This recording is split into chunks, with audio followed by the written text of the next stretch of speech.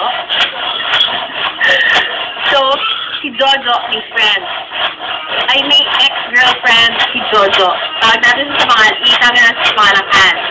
Now, si Jojo and Ann, dati silang mag-ex. Ang ginagawa mo dito? Tutulog ka? Hindi naman yun yung problem niya eh. Sabihin. Parang business ka talent lang pala yun.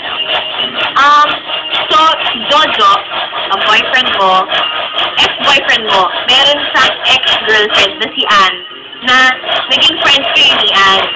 Tapos, nung nag-break kayo ni Jojo, naging sila na naman. Tapos, nagka-break na naman sila, tapos naging kayo ulit ni Jojo.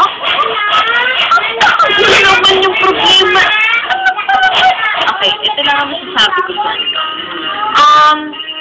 actually, no, you don't owe them anything. Hindi mo sila kailangan tulungan na magkabalikan.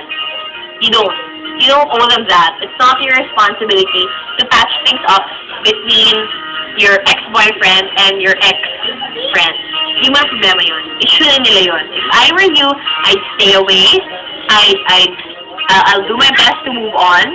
And I'll do my best to find a new life, and a new world outside of that past relationship. Problema na nila yun. Because I don't want to be part of that circle of palitan ng boyfriend and girlfriend. That just doesn't make sense.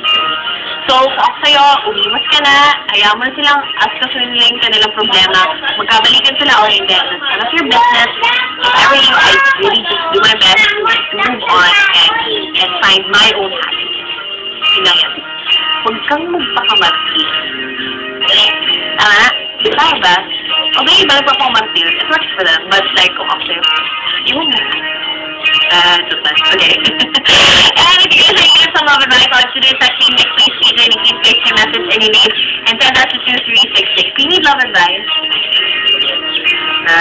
Okay. And this is for Mel. Make this happen to be. See you guys next time.